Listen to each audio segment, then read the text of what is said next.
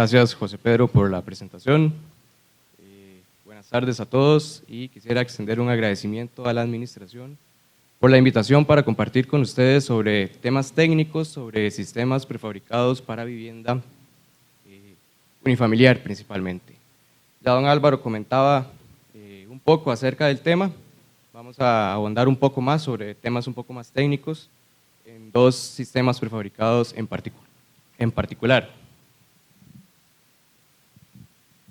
Quisiera comenzar haciendo una reflexión de que normalmente a nosotros los ingenieros estructurales nos mueven mucho los temas que son técnicamente muy profundos y novedosos. Sin embargo, hay otros temas en otro tipo de estructuras que normalmente son más pequeñas y sencillas, como las viviendas, que solemos darle una connotación un poco más social. Sin embargo, no deja de tener una importancia técnica, ya que este impacto social que tratamos de dar positivo no puede perdurar en el tiempo si no tiene argumentos técnicos detrás que nos den sustento para las estructuras. En Costa Rica particularmente tenemos un crecimiento muy importante de las estructuras para vivienda, como se muestra en la gráfica de la pantalla. Desde la década de los 60 hasta el año más o menos 2022, que tenemos el censo de población más reciente, podemos ver que hemos pasado de aproximadamente 2.300 estructuras a 1.800.000 estructuras dedicadas a la vivienda. Y de esas, aproximadamente entre un 20 y un 25% son viviendas con sistemas prefabricados. Bien, quisiera que definamos qué es un sistema prefabricado para hablar en adelante.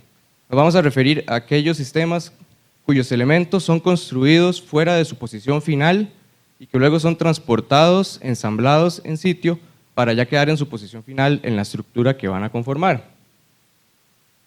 Algunos sistemas prefabricados suelen ser meramente arquitectónicos, como por ejemplo cuando son utilizados solamente para cerramiento, pero hay otros sistemas que interactúan y participan en el comportamiento estructural de la estructura. Por lo tanto, yo siempre quisiera conocer como diseñador el comportamiento que este me va a ofrecer, es decir, poder tener una idea del desempeño ante cargas tanto gravitacionales como laterales.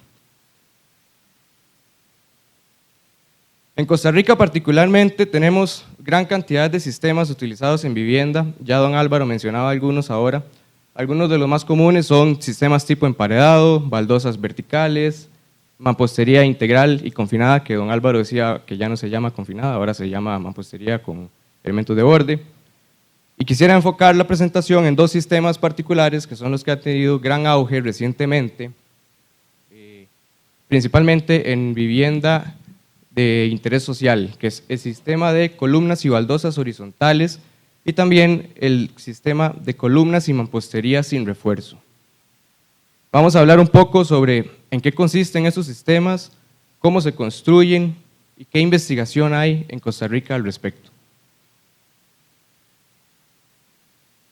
Bien, el primer sistema es el de columnas y baldosas horizontales, que se usa desde hace mucho tiempo, principalmente en vivienda de interés social. El sistema tiene 4 componentes fundamentales, que es la fundación, que normalmente consiste en un bloque de concreto, en el cual se coloca la columna prefabricada, que tiene ya unas ranuras,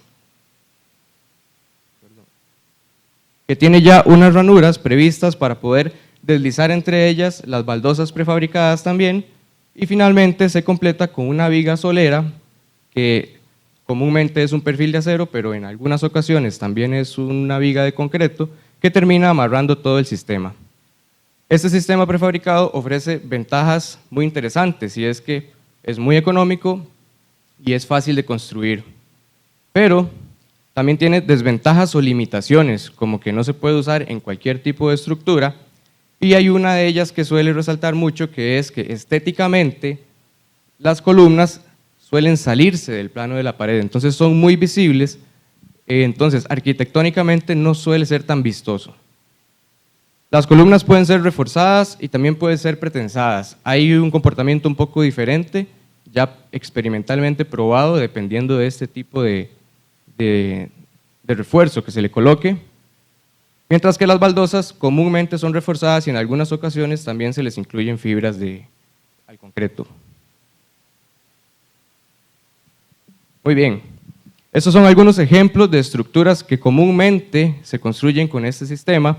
Tenemos vivienda, puede ser vivienda unifamiliar y en algunas ocasiones vivienda de bien social promovida por los gobiernos o las instituciones.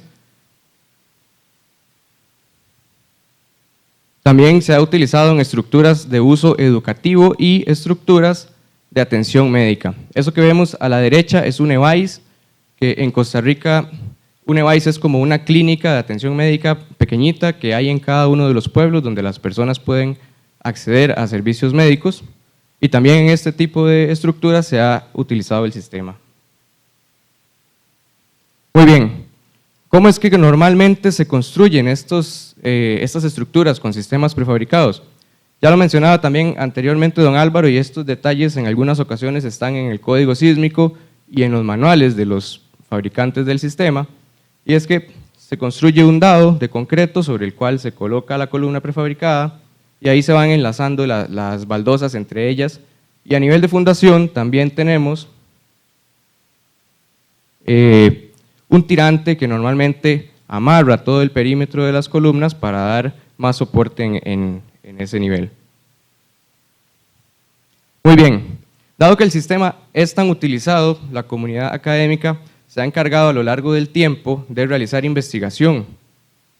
Desde el año 1987 se comenzaba con una investigación de Jorge Calvo donde se trataba de investigar el comportamiento fuera del plano de este tipo de sistemas con una prueba a escala natural con lo que se podía en la época, ¿verdad?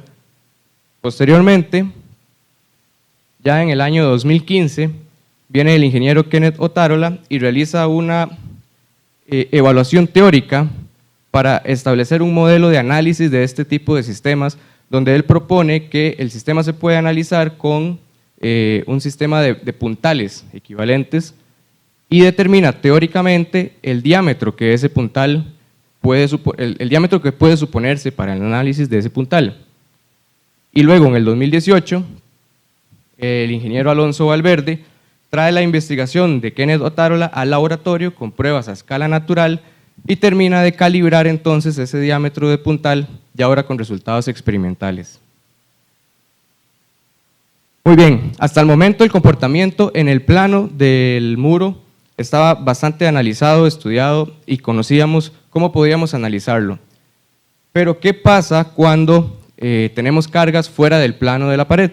Esta imagen también la presentaba don Álvaro y podemos tener cosas como estas, que probablemente no se refieren exactamente a la resistencia del material, en este caso puede ser más un problema de conceptualización estructural, ¿verdad? Porque estoy teniendo cargas fuera del plano en un sistema que es muy débil y muy flexible.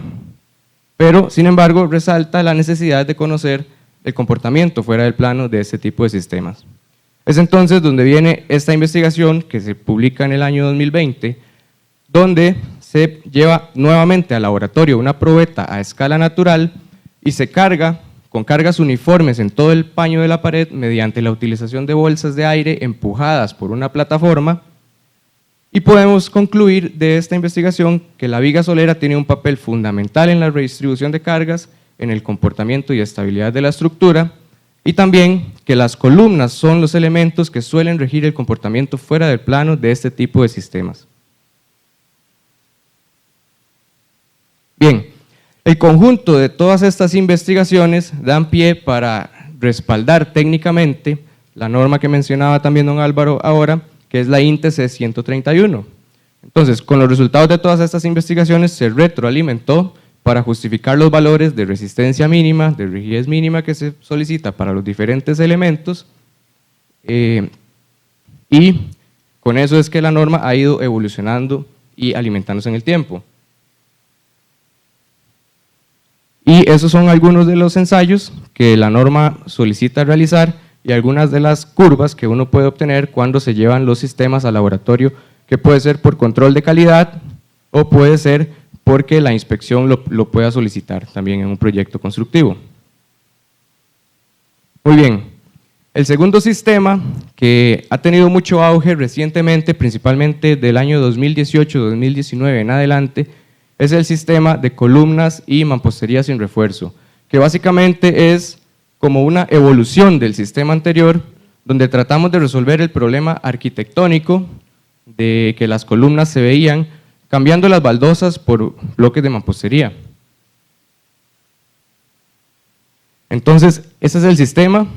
De manera esquemática, consiste en igual columnas prefabricadas que tienen elementos, bueno, ya tienen ranuras para colocar los elementos de bloque que vienen a hacer el cerramiento posterior. Los bloques se colocan, se pone mortero entre cada uno de ellos, en algunos casos también mortero entre la unión del bloque con la columna, pero resalta que los bloques no tienen refuerzo vertical ni tampoco horizontal. Las ventajas que ofrece el sistema es que igualmente es comercialmente muy competitivo porque es económico, es rápido de construir, pero mantiene las limitaciones que también tenía el sistema anterior. Esto no se puede utilizar para cualquier tipo de estructura, especialmente se trata de limitar para estructuras de un nivel y con cierta distribución de muros o cierta densidad de muros. Así se ve el sistema cuando se construye en un proyecto real. Como pueden ver, eliminamos el problema de que las columnas sobresalen, arquitectónicamente esto es mucho más gustado. Y aquí podemos ver cómo se vería una pared de esa una vez que se repella. Entonces esto se ve casi que igual como si fuera una pared de concreto o de mampostería para efectos arquitectónicos, ¿verdad? Lo cual es muy agradable para los clientes o las personas que andan buscando construir una vivienda económica y que también sea bonita.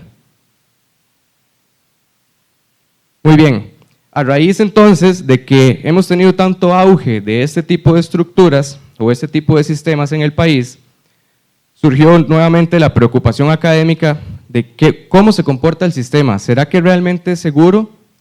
¿Hasta dónde podríamos utilizarlo? Entonces, en el 2024, la ingeniera Valeria Molinari lleva al laboratorio lo que podría ser algo similar a lo que hizo Alonso Valverde, pero ahora con un sistema donde se cambian las baldosas por mampostería sin refuerzo y se obtienen resultados experimentales para explicar el comportamiento del sistema. De aquí podemos subrayar que se examinaron dos tipos de columnas, unas de ellas eran reforzadas y otras eran pretensadas, siendo uno de los resultados más importantes que las columnas pretensadas suelen ofrecer un comportamiento mucho más dúctil del sistema. A partir de ahí se puede obtener una curva como la que se muestra en la imagen, que básicamente es una curva de fuerza de desplazamiento del sistema, y la ingeniera Valeria hizo una comparación con la demanda que normalmente yo puedo tener de cortante en ese tipo de paredes para una vivienda típica, es decir, una vivienda típica de interés social donde tengo cierta densidad de muros, cierta configuración de paredes y cierta carga de techo, y determinó que para la condición más crítica normalmente mi carga está por aquí donde está la línea anaranjada. Entonces uno podría decir, bueno, sigo estando en el rango elástico del sistema, ¿verdad? Incluso por debajo del agrietamiento experimental y el agrietamiento que el modelo predictivo trataba de encontrar. Pero más adelante vamos a ver que hay otro tipo de implicaciones donde el comportamiento puede ser que sobrepase la resistencia del sistema.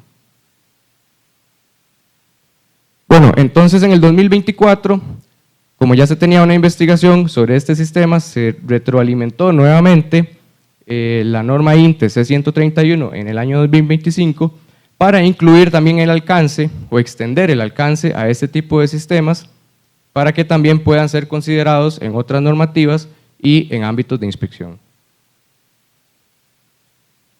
Muy bien, quisiera comentar un poco acerca de este tema porque les mencionaba anteriormente que experimentalmente Valeria obtuvo que el sistema sí ofrece resistencia para las demandas máximas que uno podría esperar. Sin embargo, el Código Sísmico de Costa Rica por lo menos define que hay sistemas estructurales que son frágiles y son aquellos que poseen elementos, componentes o uniones que son frágiles y que son fundamentales en la respuesta del sistema. Y si analizamos este tipo de muros, elemento por elemento, podemos decir que la mampostería sin refuerzo es frágil por definición. Las columnas en cortante son frágiles también porque no tenemos aros de confinamiento ni nada por el estilo. Las columnas en flexión sí podríamos tomarlas como dúctiles, pero las uniones viga-corona de concreto y columnas, o en algunas ocasiones con viga solera, podrían terminar resultando frágiles también.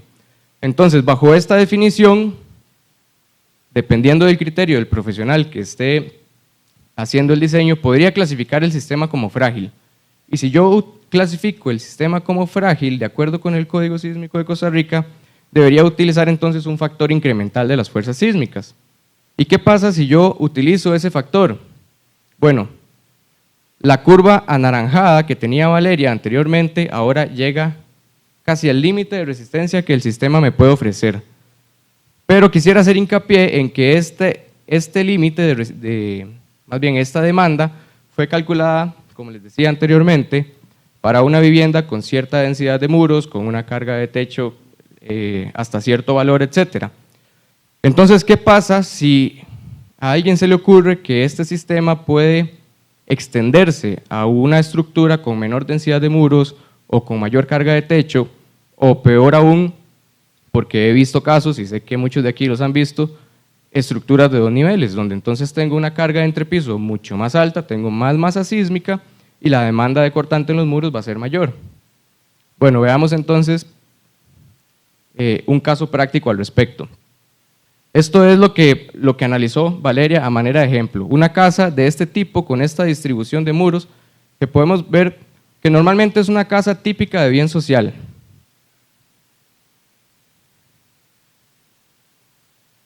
En alguna ocasión nos tocó revisar un caso con una distribución como la que se muestra acá, donde podemos ver en línea punteada la proyección del techo. Era una casa solo de un nivel, pero con un techo cuya huella era bastante más amplia que la huella que cubría los muros. Y entonces uno se pregunta, esta línea de muros que hay acá, ¿cuánta carga sísmica tendrá que recibir y soportar? O en general cualquier otro muro del sistema. Bueno, lo primero es que esto ya no se parece tanto a esto, ¿verdad? Entonces yo de entrada ya voy a esperar solicitaciones más altas de las que, de acuerdo con Valeria, el sistema puede resistir. Ahora, ¿cómo analizar esto? El análisis es un tema muy complejo en este sistema porque no es mampostería, tampoco es concreto, es una mezcla de ambos. Si fuera mampostería, ya la mampostería per se es difícil de modelar con elemento finito porque es un sistema que tiene comportamientos diferentes en varias direcciones. Sin embargo, sí existe investigación al respecto y algunas recomendaciones, principalmente hechas por don Alejandro Navas, donde se puede tomar algunos ítems para poder modelar este sistema. Entonces, si hacemos un modelo completo para ir viendo la respuesta global del sistema, podemos ir viendo por dónde más o menos van los resultados. Sin embargo, decidimos no quedarnos solo con el elemento finito, porque sabemos que tiene muchas limitaciones. Entonces, utilizamos un modelo equivalente al que recomienda la investigación de Valeria para analizar ahora el caso práctico real, y podemos encontrar explicación teórica a muchas de las fallas que ya encontró la ingeniera Molinari en el laboratorio. Y si vamos un poco más allá, en este caso decidimos proponer un modelo de análisis alternativo donde podemos suponer entonces que el paño de mampostería sirve como un soporte lateral a la columna que está inmediatamente a la par. Y lo podemos modelar inicialmente como elemento finito para ir viendo ese comportamiento, pero posteriormente podemos, perdón, me pasé una, aquí, podemos llevarlo un poco más allá y comenzar a darle cargas progresivas a la columna, cambiando el paño de mampostería de elemento finito más bien por resortes, donde entonces yo comienzo a darle una carga y cuando alcanzo la resistencia en cortante de la mampostería en ese resorte, lo quito y le doy otro incremento de carga y otro para obtener el resultado final. Y bueno, la conclusión de todo esto es que no importa cuál modelo utilizáramos para el análisis, con cualquier modelo siempre algún muro no cumplía la resistencia solicitada cuando lo analizábamos para esta vivienda particular.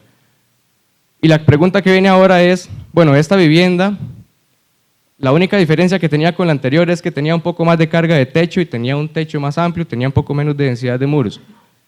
¿Qué pasa si entonces este sistema se lleva a una vivienda de 2 niveles? Así de entrada podríamos decir que va a tener problemas graves.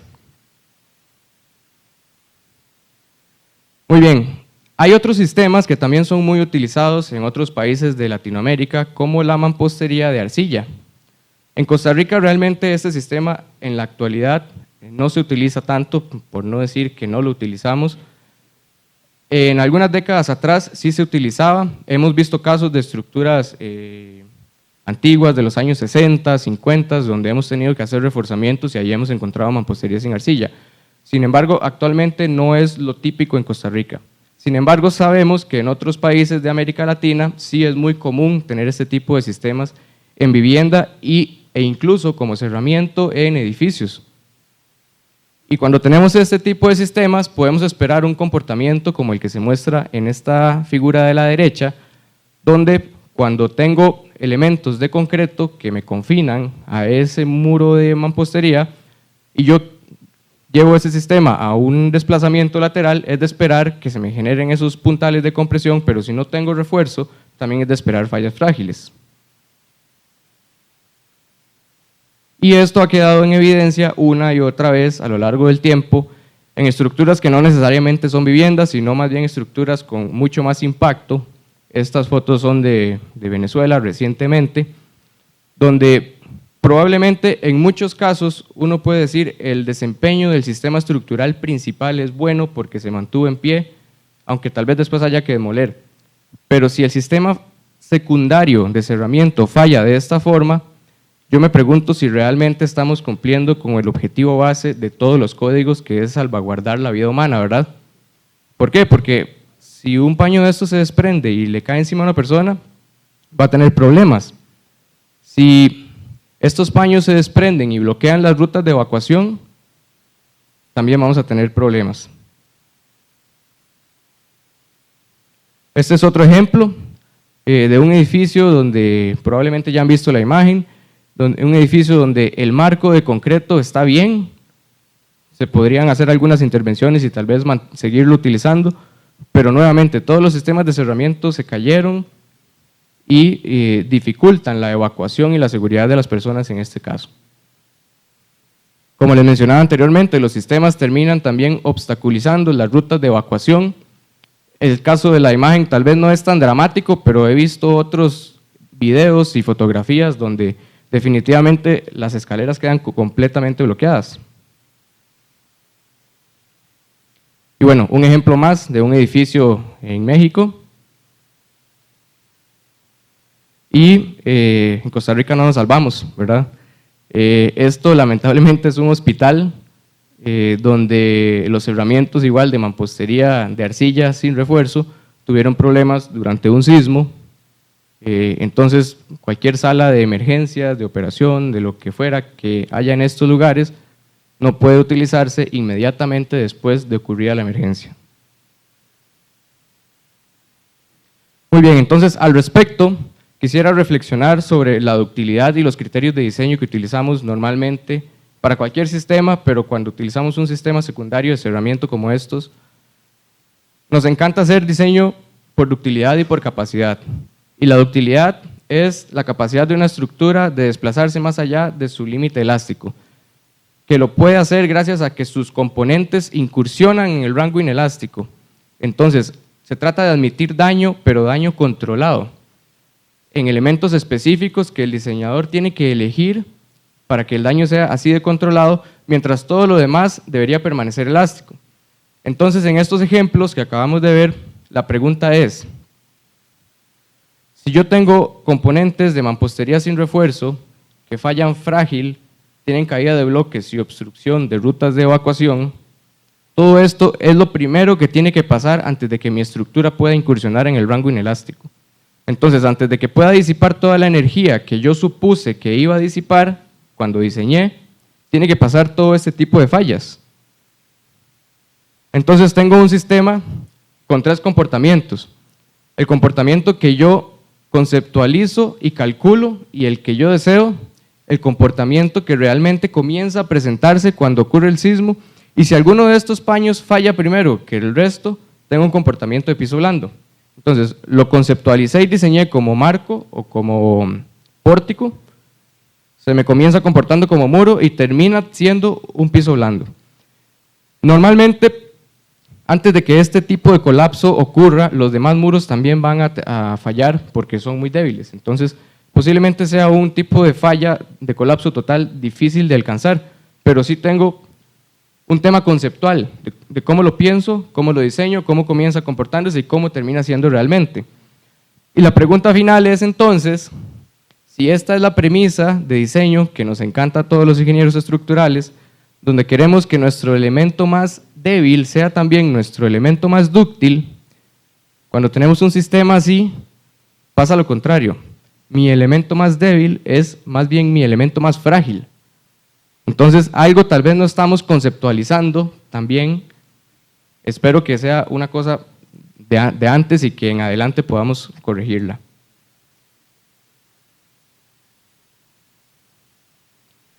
Muy bien, después de esto, ¿qué nos queda para el futuro?